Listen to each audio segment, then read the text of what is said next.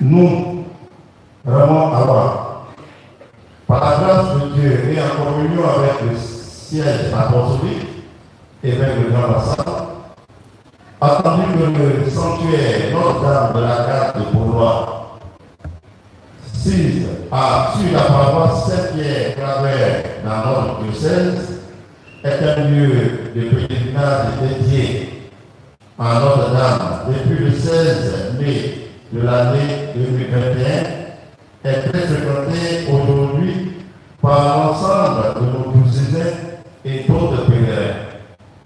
Attendu qu'il nous est cher de promouvoir le bien spirituel fidèle très attaché à ce lieu, vu que le sanctuaire Notre-Dame de la Garde est une œuvre propre à la congrégation de la petite œuvre de la Divine Providence, vu les canons 530, 556 à 563, canons 1230 et 1232 à 1234 du Code du droit canonique décrétant.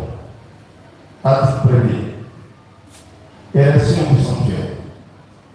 Le sanctuaire Notre-Dame de la Garde de Bourgois, sise dans la paroisse Saint-Pierre-Claver, jouit d'un statut particulier. Article 2. Mission pastorale. Le but du sanctuaire est d'offrir le plus abondamment possible aux fidèles les moyens du salut par l'annonce de la parole de Dieu, par la promotion de la vie sacramentelle et liturgique, et surtout pour la célébration de l'Eucharistie et de la pénitence, ainsi que par l'entretien des pratiques éprouvées de piété populaire. Par ailleurs, les ex-locaux d'art populaire et les témoignages de piété pourront y être exposés et conservés. Article 3. La charge pastorale du sanctuaire est dévolue à un recteur. Le recteur est proposé par le supérieur de la congrégation de la petite œuvre de la Divine Providence, Saint-Louis non-orienté et nommé par l'évêque diocésain. Article 4. Le recteur, dont il est question au canon 556 du Code de droit canonique, agit sous l'autorité de l'évêque de Grand Bassin. Article 5.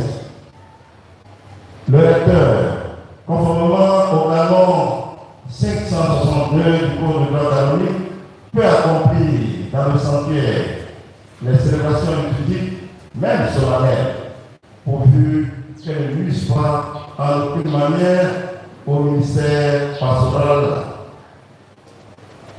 Dans cette perspective, le recteur s'abstiendra d'y célébrer les baptêmes, les mariages, ainsi que les autres actes paroissiaux dont il s'agit au canon 530, paragraphe 1 à 6 du Code de droit canonique, à moins d'une juste cause pastorale, laissée au jugement prudent du curé de la paroisse territoriale, c'est-à-dire de la paroisse Saint-Pierre-Claver de Bourgois.